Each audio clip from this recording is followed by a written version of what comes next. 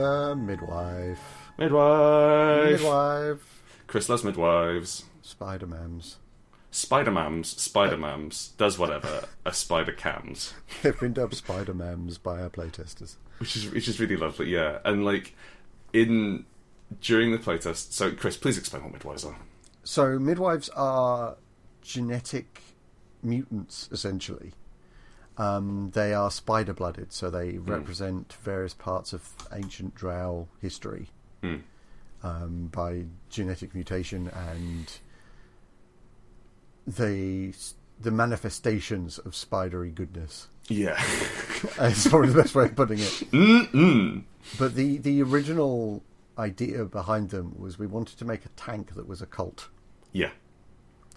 And we couldn't quite work out how to do that. I'm not quite sure. I can't quite remember why we wanted to do that. Because we think thought this is a really fun. cool idea. I think it's like when we were writing Unbound, we tried to make a ranged tank.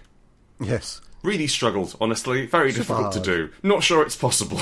I'm sure it is, but... not with the system we had, yeah. No. But the midwife, once we got that, it informed so much of our setting. Yeah, for sure. Huge chunks of what Spire is because of the midwife class. Yeah. And we cut them for a while. And in fact, we cut them from the Kickstarter launch. Yeah. Because they can turn into giant fucking spiders. And we were going through the book and we were trying to work out what classes we wanted to have in the book, and we felt that the Blood Witches and the Midwives were really strange. Yeah. And they felt like they were sort of dehumanizing the drow, and we were really interested in humanizing the drow. And they've got a bit of a bum deal, honestly, to put it mildly, over the years. Yeah. And so we retired them from the book, and then we got enough. We had them as a Kickstarter stretch goal, and they were supposed to be a PDF, but we had room in the book, and we figured, why not? We might as well put them in so everyone could have access, because they are a really important part of Spire. Yeah, and they're so much fun. Yeah. So they are, I think, inspired. They are the cousins of the Mourner class from Unhallowed Metropolis. Yeah. In terms of the inspiration. So Unhallowed Metropolis is a kind of zombie killing Victoriana steampunk game. Not necessarily my cup of tea, but it does what it does. It does it quite well.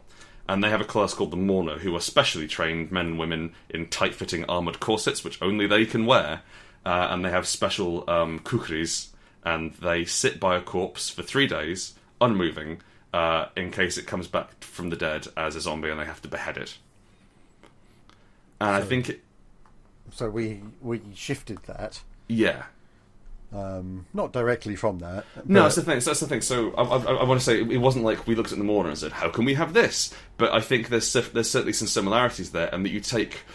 I think there's definitely an aesthetic to the Midwife. There's definitely and there's also a badass ritual element of them, in that they are the protectors of the young. Yeah, again, like the Legend, they're very community focused. Yeah, less so reflected in their powers, I think. Yeah, but it's interesting that their refreshers defend the defenceless. Yes, and their core ability is Martyr, which allows them to defend the defenceless. Yeah. Well, Martyr doesn't have to be used against the defenceless. No, certainly. Just generally those people who get blindsided. But their skills are fix and fight. Yeah. Hurt and heal. Which is nice. I like that. They have a cult and low society, which is always fun, so it's nice to have low society campaigns with them. They in fiction, midwives being a midwife is one of the few respectable jobs that a drow can get. Yeah, looking after the young. A bit like being a governess, I think. Yeah. And so it allows them access to high society, if not necessarily full acceptance. And so, with their powers, we wanted to make them feel really old. Yeah. We wanted them to feel hidden and strange and culty, and the fact that they can transform to defend things, but they don't look that way normally. Yeah, so at the obvious level, you've got, I think, powers like Hands of the Mother. Your unarmed damage becomes D6 bloodbound. Yeah. That's a fairly blunt power. Well, sharp, as it were. Well, yeah, but you know what I mean. Because it sharpens your hands, but yes.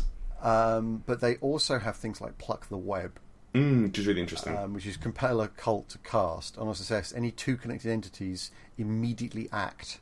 You can force actions by NPCs. You can fast forward the plot. And it's interesting because you don't get to choose how they act. No, and they have to be connected until you get to medium and level. all that sort of stuff. But you start, messing with the interconnectedness of all things. Yeah, and I will say as well, like it's almost like a training wheels spell.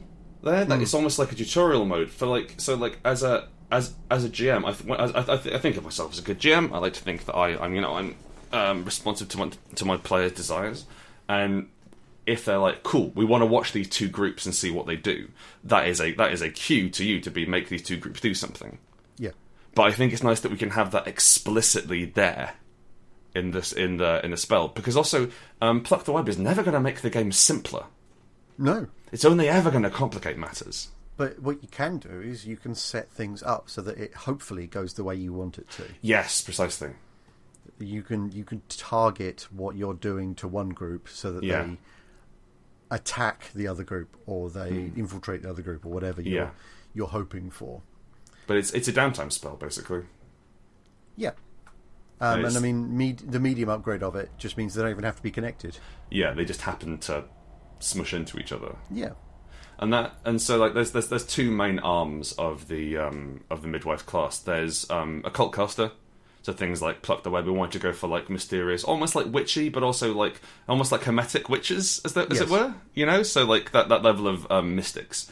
And then the other one is turn into a giant spider. Yeah, yes, which I've actually not in my playtest. Most people don't go for.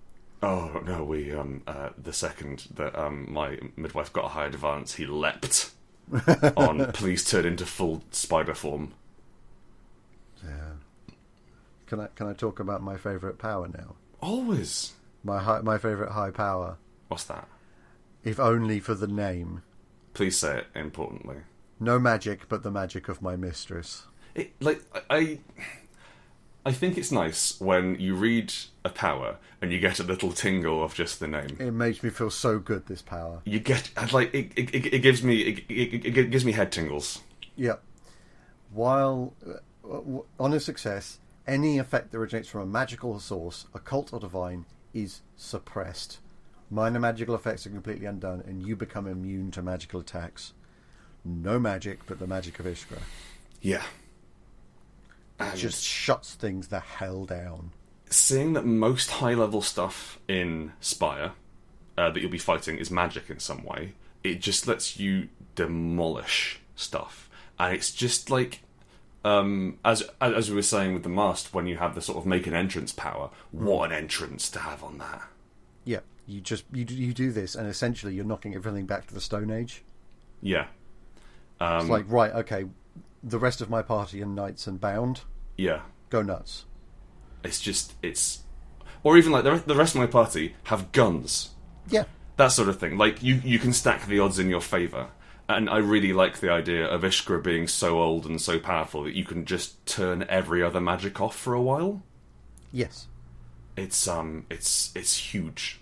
It's a fascinating spell. They do get other really interesting powers, like Purge. Or that they can just cough up physical damage. No, once per session you immediately. Oh, sorry, that's the one where they Rite of Stilled Mind. They cough up mind stress as ink. Yeah, but Purge. Once per session, immediately clear yourself of all blood stress and all ongoing blood fallout. Yeah. Nope. Just like even like dying. Yep. If you get dying, nah, I'm good. Or you can keep going. And like the thing as well is like we've got similar powers like that with the Blood Witch, the other magical transforming girl class that Chris loves. Chris's two nightmare waifus. Mm-hmm. And the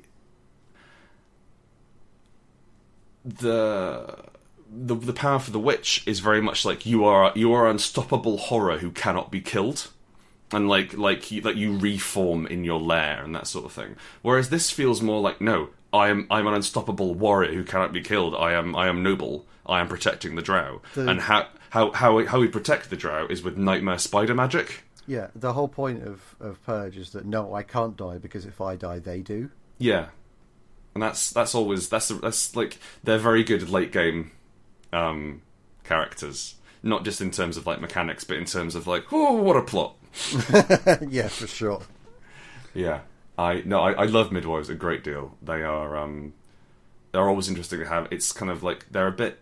I find them, they don't fit in with groups super well sometimes because they tend to be quite separate. They have a lot of their own shit going on. Yeah, but that's up to the player, I think. Yes. And that's up to the group and to accept them and to give them they're one of the few roles which actually also has a job. Yes, and it's built in. Yeah, like the knight. It's kind of it's accepted that the midwives, like the larger society, will crop up at some point. Yeah, they are lovely. Let's move on. Onwards.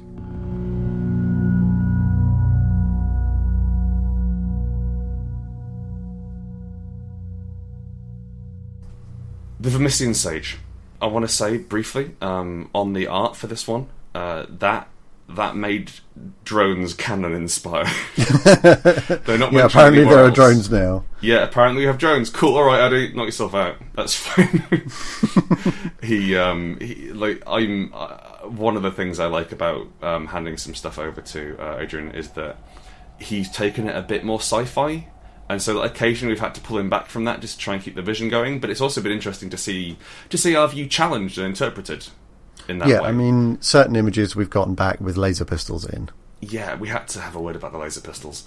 But to have something fairly innocuous like a street light and a tiny hovering drone, and it's clearly a fantasy character in the foreground, but there's something more going on in the background. Yeah. So the Vermissian Sage is a strange old class, or a strange old fruit. It is an odd duck. They're kind of a wizard? Sort of, yeah. Except wizards offer things like utility, and the Vermissian Sages offer knowledge. Yes, they're very knowledge and research focused. They are research wizards. They have access to the Vermissian, which is the train, like the abandoned train network, which pierced the heart of Spire, and then everything got really weird, and so they abandoned it, and now it's referred to informally as train hell. It's not like that's I think like we leave it really vague as to how weird you want to make it in the game. I like making it super weird because it gives me an opportunity to just drop weirdness in. Chris has it as a more mundane space, which gets weirder the more you dig. Yes, yeah, they're like the longer you stay inside the Vermissian and the further you go in the Vermissian, it gets stranger. But a lot of my games have, with featuring the Vermissian, have it being used almost like a transit system, ironically. Yeah, for sure. To go underground and travel. So the first time they go in, it's just, it's scary down there. It's just a bit spooky. Yeah. And then the next time they use it, it gets worse. And it gets worse and it gets worse until they just don't want to use it anymore. Which is nice. Yeah. The core ability of the Sage. So the Sage get quite a few core abilities, but the most important one they have is Backdoor, which lets them teleport instantly out of a situation once per game. Yes. I don't think I've ever seen a Sage forget to use it in a game. No, it does crop up a lot. It comes up a great deal, because invariably in Spire, you get into situations you want to leave. And this this expedites that so wonderfully. Yes, you just need to find a cupboard. Throw open the door, run into the hitherto unreferenced air vent, and then scrabble down into the Vermissian, and you're very hard to follow down there. And that it gives them a really interesting rhythm as characters, because they will get in over their heads. Yeah, because they know they can get out. It pushes them into a sort of Indiana Jones style action archaeologist, rather than the more sit down, quiet sage. Yeah, and that was a deliberate choice on our part. Yeah, and they also get access to the vault, which gives them investigate. Yeah, it were. The vault is the repository of knowledge, like an underground library. It's where they're safeguarding Drow history.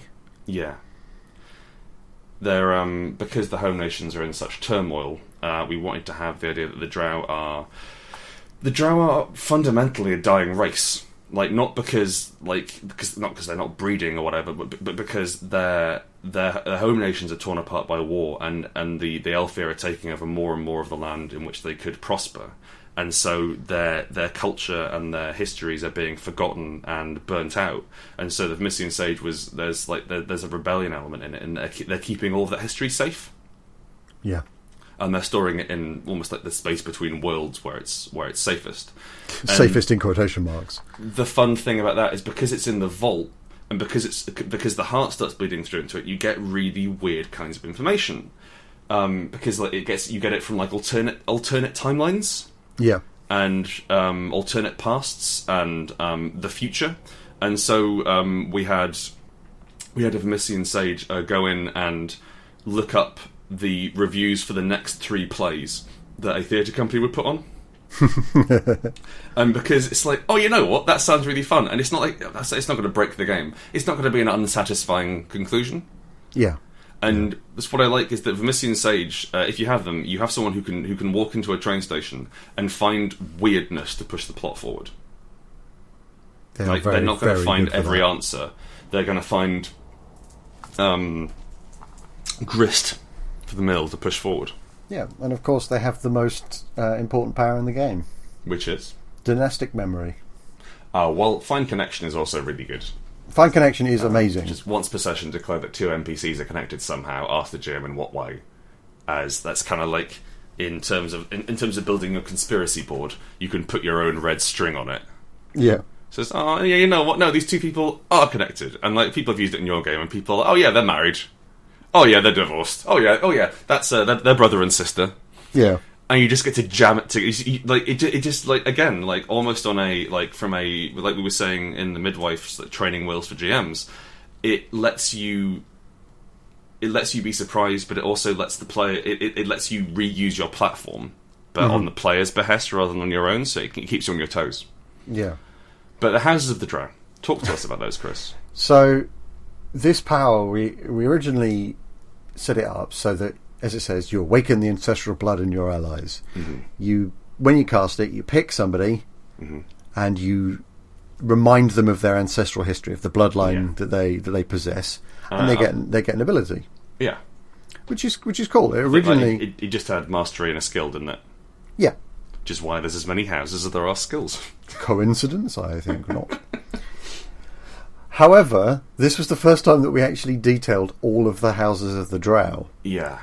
Which then went on to form the backbone of most of the rest of the Drow stuff. Yeah, it really got out of hand. But it's like we detailed these, and then the home nations became, rather than I'd mentioned the home nations and the lands we'd mentioned Issen and Alakam as places that existed, and then we just started just dropping this stuff on there. And so, like, it's now Issen are fighting Quinn for control of the home nations. Yep, and they replicating that battle in the Silver Quarter. And it's like, a lot of it is like us just telling you about our 12th level paladin, in a way, because, listen to these different houses of Dark Elves we've invented. But we wanted to try and make each of them feel spiry, and also, like, one of the challenges that we really face in expanding them for the High Society book, which is the next source book we're planning to release, is that I read the Dragon Blooded source book for Exalted, and like that's got a load of really cool stuff in there, and I really like how they have like the dynasties in there, and you have that like the sensation that the Dragon Blooded are powerful and in charge, but also they have something like 17 different houses, and I could not tell you a single one of them. Because they have like they each have their own deal going on, and that's super cool, but they don't have any concrete thing for me to latch around so I can remember, oh, that's the one. Yeah. And so for High Society, we've given each one of these houses their own paragraph, and then an ability which you can get with a certain class. Yep. And that meant that we kept it tied to the game, which was always a challenge. Which is always like we don't just want to sit you down and tell you about stuff that's happened in our games past, because you can't use that. Yeah, it's not useful information. Like, ideally, what we want in writing a setting is to give you an idea of 3 things that are going to happen next, not 200 things which happened previously. Yeah. Dynastic Memory is an interesting power, but more interesting, I'd say, is Vermissian Drop, which is daft. So, Vermissian Drop... It's the attack power. Vermissian Drop is probably the only real, true attack power in the game. Yeah, pretty much, actually. It's not like we've got fireballs, is it? No. On a success, you immediately plunge one nearby target into the depths of the Vermissian through a hitherto unseen trapdoor, hole, or gap in reality. Now, this is a get-out-of-jail-free card. Yes. Temporarily. Yeah. In case they find their way back. But it lets you put people off. It's the name. I think it references Narbacular Drop? It references Narbacular Drop, which was a pre-runner to Portal. Yeah, it was the people who made Narbacular Drop were then hired by Valve and they made Portal. Yeah. And just Vermissian Drop just works so wonderfully. I've seen it used to rescue people. Yep. In just like the group's firebrand was getting out of control, and so the Vermissian Sage opened a portal underneath them and just hoped, because that was the end of the campaign. But I'm sure it'll be fine because it's not a kill attack. It's more of a delay. It's kind of like Turn Undead. Yeah. But on steroids. I've had if a player uses it on a dangerous NPC, then my god, that NPC's surviving. Oh yes, you've just made everything much worse for yourself. They are pissed. They're going to murder your bond that live in the Vermissian. You've given them access to your secret quarters. Yeah, but it is a great. Everything's gone wrong. Let's fix this. Yeah, we'll deal with it later. And similarly, like the backdoor spell, there's a lot of nope. Yeah. And I'd like to very briefly end by dealing with the idea of unreadable and unspeakable. Good luck. Which are unreadable. You pick someone and then they can't. Unspeakable is you pick someone and they can't talk about a certain concept. They can understand it, they just can't discuss it. So or trees. Write about it. Trees, for example. And then at that point, you can say nothing about trees. Or let's say, for example, you'd say, you can't talk about the concept of intruders, and then break into their house. Yeah. And they run up to someone, what's wrong? You need to go to the bathroom? What is he? You're just hopping from foot to foot. I think the reason that I kind of envisaged it was because they're scholars and sages. The idea of them sort of having a lively theological debate. And just completely screwing over their debate opponent by rendering them unable to talk about a certain fundamental concept. Yeah. But Unreadable is the grown-up version of Unspeakable. It's a high-level advance because it's the same as Unspeakable, but they can't perceive the concept. Which, as the spell says, might be of no concern if they lose the ability to perceive or even understand the concept of intruders, or terrifying if they can no longer interact with the idea of light. So they can't. So you can use it to blind someone, basically, which is kind of fun. But I think there's much more interesting ways in which you can use it. Oh, for sure. So as a high level advance, yeah, you can do it. You pick them, and then they do the thing. And honestly, at high level, if you want to stab someone, you generally can.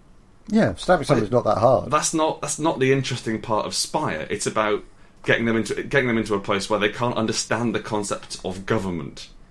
Or love, and then you send them off to somewhere and you just completely fuck with them in that way, and that's fun. Yeah. But that is going to do us for the classes. They are the most complex part of Spire. Definitely. Yes, they take up the most real estate rules wise. And they're also our favourite bit to write. I mean, the combat section is 4 pages long. Yeah, it doesn't need to be long. It doesn't need to be long. It works the same as the rest of the game. But we really like writing big, juicy classes for stuff, and having an opportunity to not only explore a world with that, but to cement that world in place, and then to give people to find it. Yeah, to uncover it organically through those mechanics. As I said earlier, the reason why there's nine drow houses is because there's 9 skills. And that's mechanics purely informing setting at that point, because we needed that many. Yeah. And there's something joyous and organic about it. And I think Chris and I are primarily rules writers. Yeah. We are games designers. We're not storytellers in this way. What we want, what certainly what I like doing more than telling stories is giving people machines to tell their own stories, giving them the license and the capacity to do that. The rope to hang themselves with. Yes, the rope to hang themselves with, to hang their characters with. Yeah. And we've taken the characters as little story engines in and of themselves, and so it's been really wonderful to have the opportunity to get crazy with it. And crazy we got. And we're going to move on now to the extra advances. Ooh.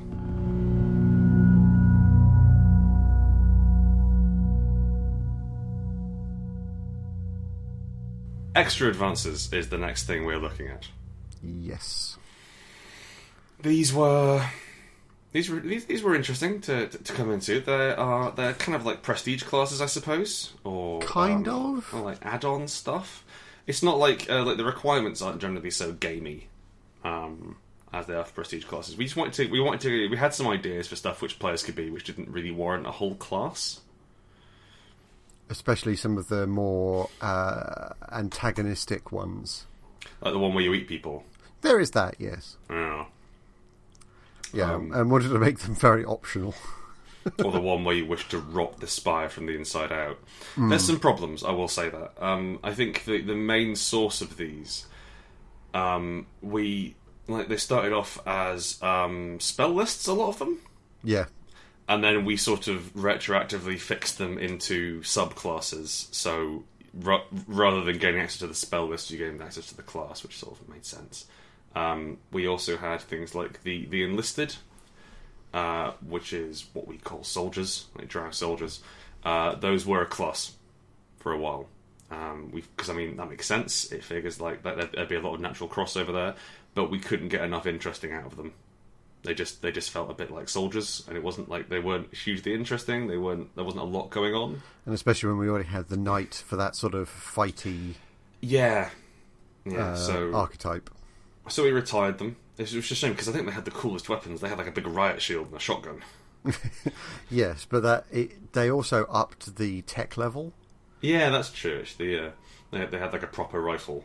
And one of the other things the extra advances do is they let us delineate certain parts of the setting, and show parts of the setting that aren't perhaps detailed very well, not very well, but very heavily, deeply, elsewhere, and let you investigate that on your own.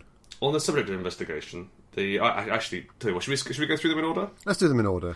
Okay, so City Guard. We wanted to have the City Guard be humanised, much like the Drow. We didn't want the Guard to just be baddies all the time, because the majority of the Guard are going to be Drow. They are, I suppose, loyalist Drow who have sided with the Elfir, and the majority of the Drow in Spire are going to have sided with the Elfir. Like, it was 200 years ago. Things have moved on. Yeah. And so we wanted to have the capacity for, the City Guard are going to be people who you know, probably, if you strangle a City Guardsman to death, odds are you'll know someone he was related to, at least. Yeah, like that smaller community kind of thing. Especially if he's in your local patch. So we wanted to have City Guard as something which you could be from, or you could infiltrate, or you could play around with that difficult relationship there. They're kind of interesting. They've got they're pretty roughy-tufty in terms of soaking damage. They've got everyone's guilty of something. They've got once per session story boosts as well. Yeah, so you can say which NPC is guilty of what. That's the thing. I think we were leaving that more up to. We just wanted to have a way of representing a police officer. Well, it isn't hugely exciting, but it's there if you want to go for it. Yeah, and I mean, in mechanics terms, one of the most powerful things taking any one of these extra advances is that it gives you another refresh. Yes, for sure. Which is hugely useful. That's how you heal. It's how you keep ticking and Spire, and the more refreshes you can get, the better, really. And so the Guard were a bit mundane, I suppose, which is fine. You've got to have some mundane in there. And then we come to something which is the opposite of mundane, which is the Chosen of the Hungry Deep. Yes. Yeah, the Chosen of the Hungry Deep is almost an NPC class. Yeah. Some of these powers in here, these advances, we wanted to have them just to inform the GM of stuff you could do. Yeah. But then, rather than just making a bit of the book for the GM, which the players could never have access to, aside from the GM section or what have you. Although we encourage players to read the GM section, there's nothing secret hidden in there. We kind of just wanted some to give them some ideas, and also because the Hungry Deep is, as I run it, infectious. Yeah. So I wanted to make that a bit more, available to spread to people. And it's interesting. Another thing about the extra advances is a lot of the really early stuff has sort of stuck around here. So the Hungry Deep, the Enlisted, later on the Chosen of King Teeth, so the Faithful of King Teeth of cannibals. They were all kind of the first set of ideas we've had, and then as the setting moved forward, we realised maybe we shouldn't have a character class that eats people. There is the Carrion Priest, and we do have that. Yeah, but that's literally there. The Carrion Priest doesn't eat them whole, so there's that. These are some of the basest ideas in Spire, which weren't enough to which the setting moved on, but we were keen to keep them, and so they've been reshaped and reformed. And I think there's a small amount of our darlings in here. Yeah, there is that. It's probably not really necessary to have a low advance which lets you eat someone whole in your standard role playing game. And yet, you know what? I'm super glad it's there, because even if no one takes it. But the interesting thing is that there is the option. So there is the option to have a party comprised of just the worst dregs of Spire. Yeah, and like if you it's quite a nice idea. Like for a one shot, we're going into the heart. We've hired a ghoul, and so you've got a ghoul on the team who is a Faithful of King Teeth and who can eat people and who can skitter on ceilings and stuff like that. Yeah. The Chosen of the Hungry Deep is interesting. They are nihilists. Is that how it's pronounced? Nihilists. They worship decay and rot and nothingness, and they have the capacity to vomit up a fist-sized lump of something between moths, horseflies, and maggots, which I just love. That's brilliant. Delicious. They are disgusting as far as classes go. Yeah. But moving on from them, we have the Enlisted. Now, the Enlisted, again, an early class. The interesting thing about Enlisted isn't really the fact that they can shoot with gun, because shoot with gun is fine. Like, we wanted to put shoot with gun powers in there because that's important to some people, and especially to a revolution where you've got violence, you've got that sort of thing. We wanted to have the capacity to do fights.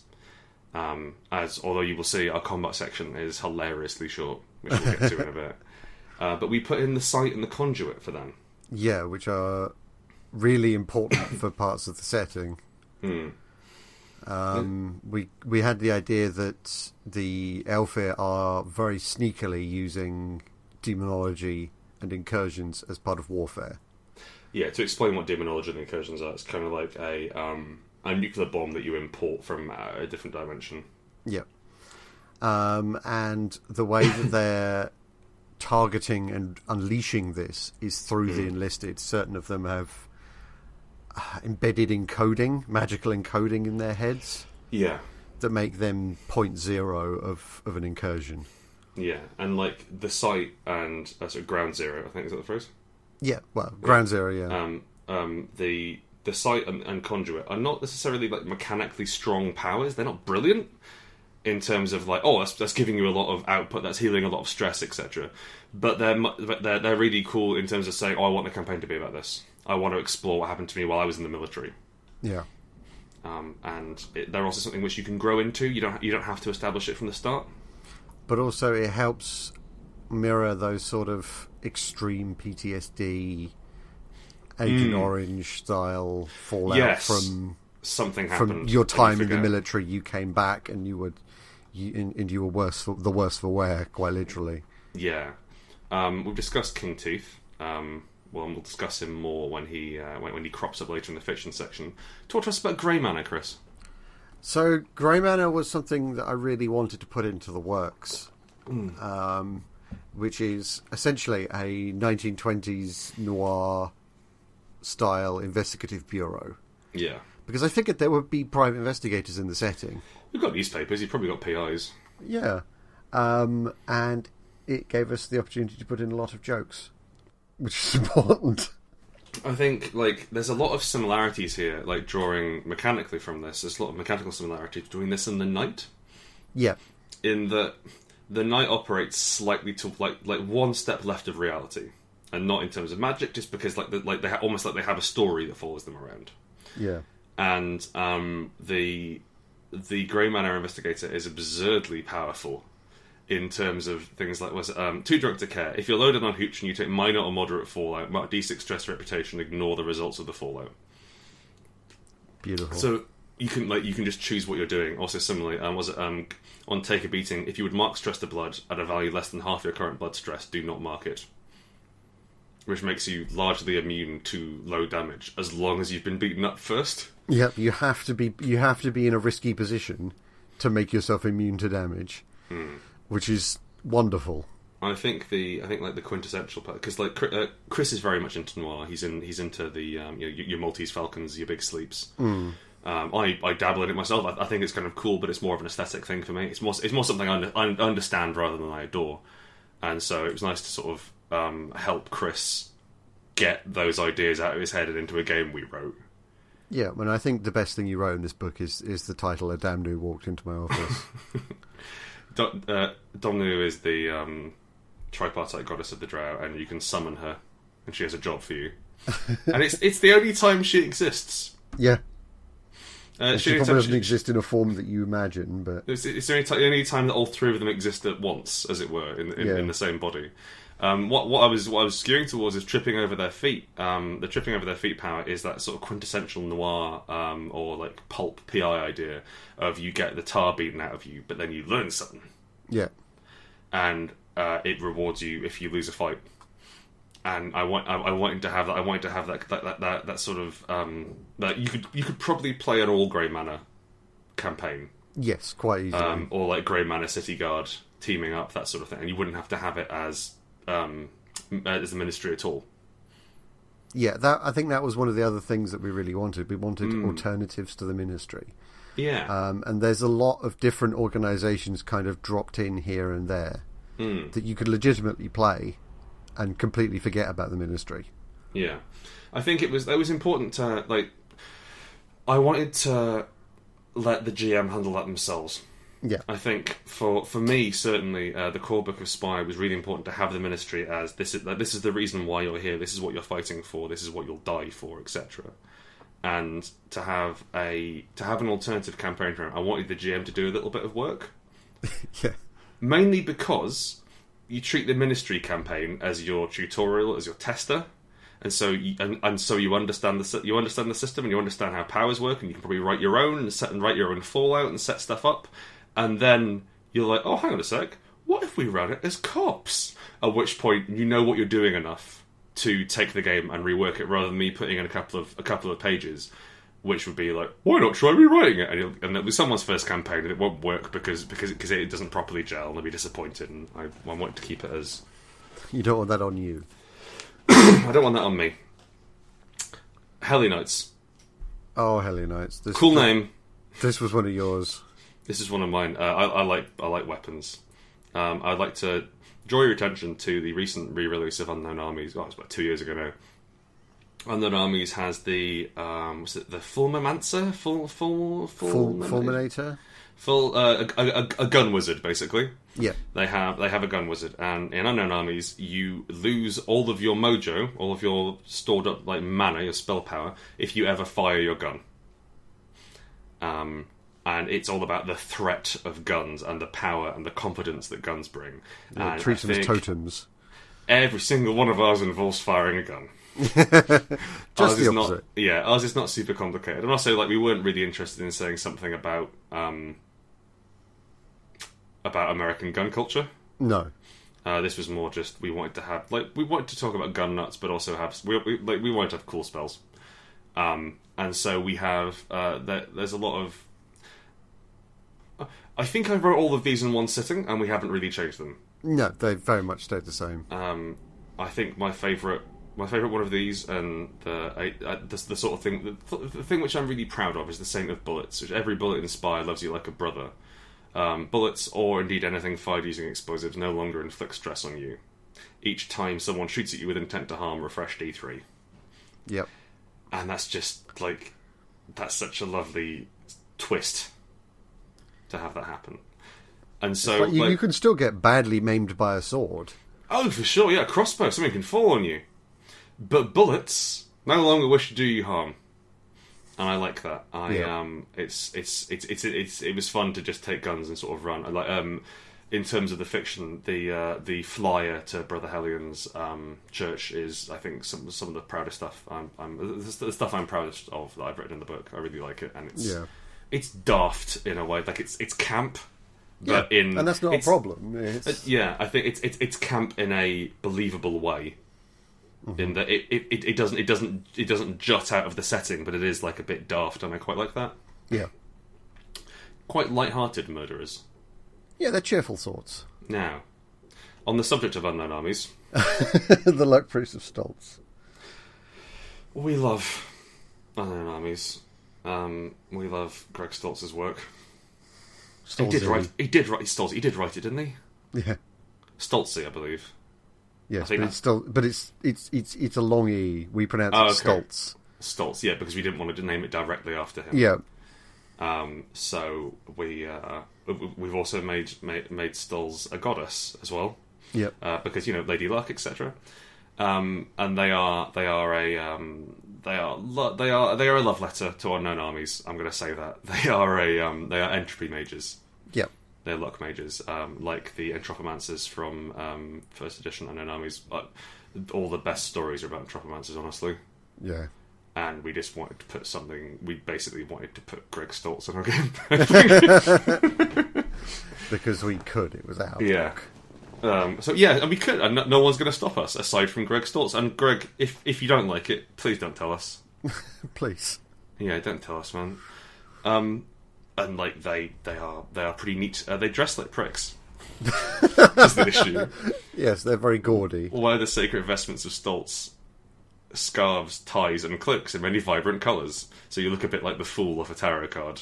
Yeah. In fact, should say actually on the image at the start of this chapter, that's a Helionite, a Stoltzian, and a Vigilite in order.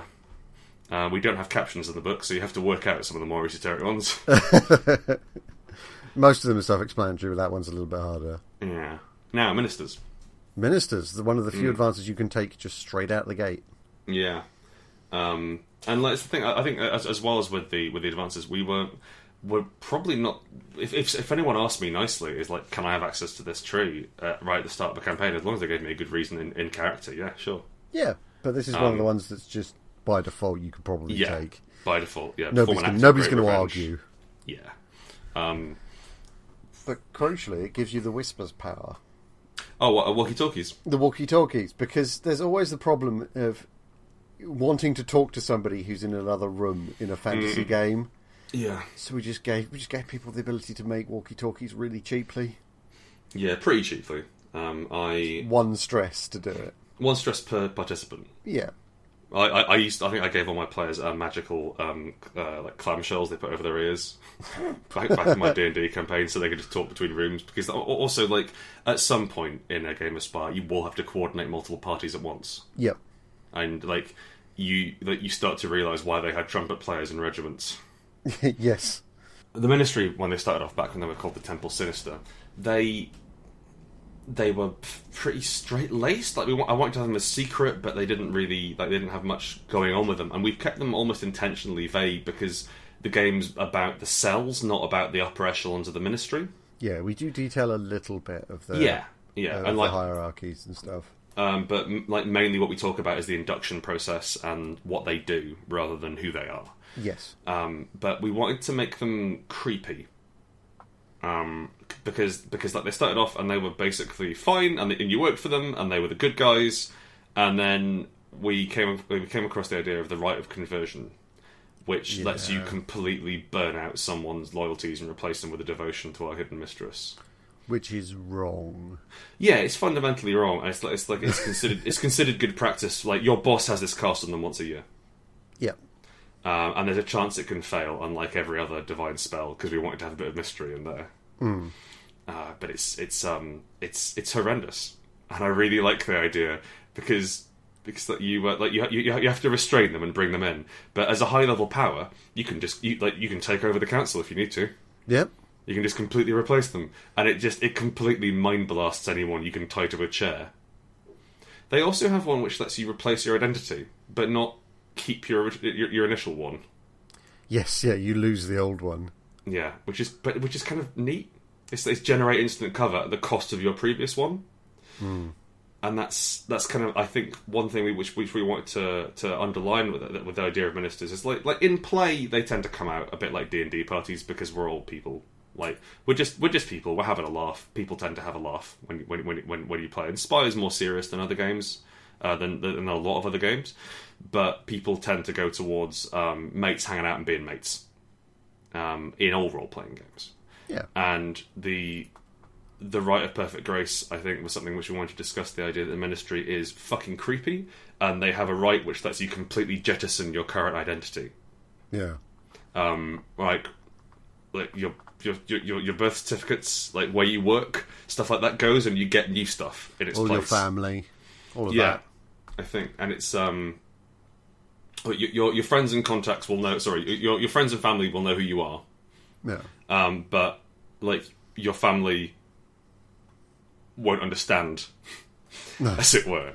And so, like, we wanted to have the idea that the Ministry are a cult which encourages this, and the idea of grace as being the right person in the right place, even if that isn't who you were to start with. We talk about the Drow virtues later on, which was we wanted to humanise them, but we didn't just want them to be humans with pointy ears. No, they're different humans. We wanted to have, like, obviously, I think anything which we write, if we've got humans playing it, we wanted to make it like essentially human. But we wanted to give them something which was effectively a non-human, a set of codes, a set of moral codes which didn't gel with ours. A non-traditional set of codes. Yes, a non-traditional set of codes. Certainly human, because they're all human morals, but not a set of codes which we would live our lives by, but one which was possible to role-play your life by. A bit like in Vampire, actually. Yeah. There's those weirdo paths you could take. We've also got the Solar Devotee, which we want to expand later on. We didn't want to talk too much about it in this game. No, the Solar Devotee is really interesting because the Solar Pantheon is actually the dominant religion in Spire, even among Drow. Yeah. So a lot of players will be able to take this, and it's a very different feel to all of the Ministry and all of the goddesses' powers. It's got healing for one. It's got healing in it. It's got a proper heal spell. Yep. It's got all sorts of bizarre stuff as well, like the ability to cast actual light. Like fireballs. Yeah. It basically has a hand slap fireball, but it has actual attacks in it. things like we wanted it to feel more. We wanted the Solar Devotee to feel more like your traditional D&D miracles. Yeah, Brother's Eye, where you anoint weapons. Yeah. Rather than we have adapted this from a religious ritual which we have since weaponized to fight a war. Yeah. Right? These are more like, and that's the thing. We didn't want to talk a great deal about this Solar Pantheon because I don't know, it didn't quite sit right with us that the game should be about that. So it's there if you want it, but seeing as you've sworn yourself. Seeing as you've sworn your loyalty to a goddess who is expressly against the Solar Pantheon, there's some difficulties there. But I think we've given players enough to explore that juxtaposition, that push pull. Yeah, and that makes for interesting stories if you've got somebody who is still devoted to their gods, but fighting against other people who are also devoted to the same gods. And that's kind of fun, yeah. Like you've got some nice diplomacy there. Yeah. Like, I'm just like, oh cool, go blow up your old church, that sort of thing. On the subject of blowing up churches, the Vigilites. On the subject of blowing up pretty much anything. The Vigilites are almost a mistake. In that they arose while we were writing up the Vermissian. Mm-hmm. They were originally a sect of people who drowned magicians. And I mentioned this like in passing that they were I think they were the something vigil. And then we were like, well, what if we had a third faction of effectively, as to standard protesters are, the Black Bloc. Yeah. Are to protesters, the Vigilites are to the Ministry. And that the Ministry are trying to be quite clever about it and quite subtle and not rock, so it'll be slow and it will hopefully endure. And the Vigilite are interested in burning everything down and starting again. Yeah, they're not particularly caring who they hurt along the way. No. They're just looking to shatter. They are monumentally common for players to join them. Yes. Because they're doing the same job. They're just doing it louder. Yeah. And like they don't think they're the baddies. They do some stuff which is pretty bad, but so do the Ministry. Yeah. And so it's quite common to have players step into Vigilite or take Vigilite powers, mainly because one of them lets you start fires with a whisper, which is just so useful. Oh, there's never a situation you don't want that. We wanted to discuss like what. I remember I went to Rome a couple of years ago when we were going around basilicas and cathedrals, and as Spire may have tipped you in. Spire may have tipped you off. Both Chris and I are fascinated by religion. Mm-hmm. I'm not a religious man myself, but I love the ceremony around it. I love the ritual and the accoutrements, I suppose. Like I think of worshipping Cthulhu the same way I do of worshipping Jesus, in that they're both gods and they're both about as real to me as each other. But there's definitely something fascinating there, yeah, and something very human about it. And so, one of the things which I noticed when I was in Rome was that certain of the saints were outlawed. You couldn't worship some of the saints because their teachings were contrary to whatever the church was preaching at that time. And so people had secret shrines to these certain Catholic saints. And so the idea is I like the idea of when the Drow rock up.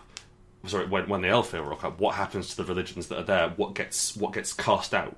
Yeah, so we lost Le Collet. We lost, and also the Hidden Mistress. And so, was it Lombre and Le Collet are the traditional Drow names.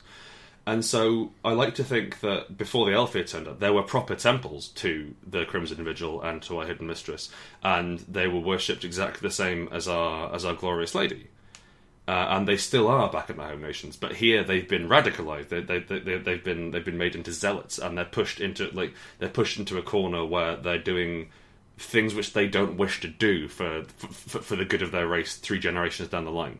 Yeah, but unfortunately they're also joined by a lot of people who don't necessarily care about the religious angle. Yes, but care about what they're doing and the violence of it. Yeah, and so that's an interesting discussion to have, and I think quite a difficult one as well. Yeah. And finally, we have the Viscount, which is gross. Thank you. The Viscount were, I think they were like the 5th thing I made up for the game, and they very much feel legacy. Like they don't really gel with the rest of the game. I'm fine with that. I don't want them to. No, because they are alien. Yes, they are alien. What's the deal? They're kind of a nano grade, nano scale, mantid race that live in between the bits of your blood. And so I think they're described as a song that lives in your blood, and they're trying to give birth to their own world mother. We haven't made it entirely clear how this is going to happen. No, but what we wanted was a kind of Lovecraftian angle. Yeah, definitely. Should you want it? Yeah. And I think also it's Lovecraftian, but I can understand it. Like, I don't know what Yogg-Sothoth wants, but I know what the Viscount want. Yes. Yeah, we definitely found motive. Yeah. And put that in there. But also we gave them form, almost. Rather than that, it's indescribable horror. Like, no, it's describable. It's an infection. They're insectile. And also, the body horror. Like, Chris and I also love body horror. And so we really want to sort of push on that as well. Mainly the fact that you don't pick what you get with the Viscount. No, it grows in you. It is given to you. And there's some really awesome. But I think my favourite one is Unearthly Song. You grow feathered nodules of bone in your throat, which is a disgusting phrase. And it means you can sing grenades, basically. I quite like Hypnotic Sweat. Oh, which has no effect on you, but must be licked off. Yeah.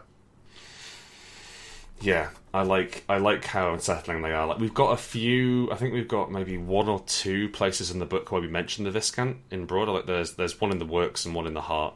And the idea is that they are doing a very slow invasion. Yeah, and it's not the Horde's invasion. No, if you want the game to be about that, it's there. Like, it doesn't plug into the overall Elfir. Like, initially, as I think mentioned earlier in this commentary, the Elfir wanted to make an embassy for the Viscount, And like they were pushing for that in council is what the Elfir had, and that's thinking like, how can I make them inhuman and terrifying? But the Viscount is now more of a mystery. It's something that happens, and it doesn't quite fit into their sort of Elfir versus Drow with human on the side central challenge of it. But if you want to get weird and you want to have something gross come out the heart, then the Viscount is it. Yeah, I mean, one thing we discussed when talking about the game is that there are two real core campaign arcs: Spire Up and Spire Down. Yeah. Spire Up is the revolution as you fight your way up Spire, essentially, in Revolt. And then there's Spire Down, which is where you go into the heart and you have a horror game. And you deal with what's affecting Spire that way. Yeah. And Viscount are very much a part of Spire Down. Yeah. Spire Sideways, honestly. Yeah, well, no, the Spire Sideways is looking within your district. Yes, that makes sense, yeah. And looking at community and local problems. Yeah, and helping out NPCs. Yeah. Like the Kings of Silver is Spire Sideways. Yeah, Kings of Silver is definitely a Spire Sideways. In that you start off high and you stay there. Yep. And Blood and Dust is Spire Down, actually. Yep. There you go. Blood and Dust is investigating mysterious things which effectively come out of the heart. And so yeah, it's which sort of perversity you want to explore. Well, exactly. And on that subject, we shall move on. Yes, we shall.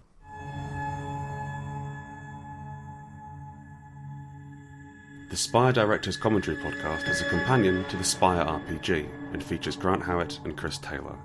The music is by Arokia, hosted on freesound.org and used under the Creative Commons license. To learn more about Spire, explore related products or buy your own copy, go to rowanrookanddeckard.com.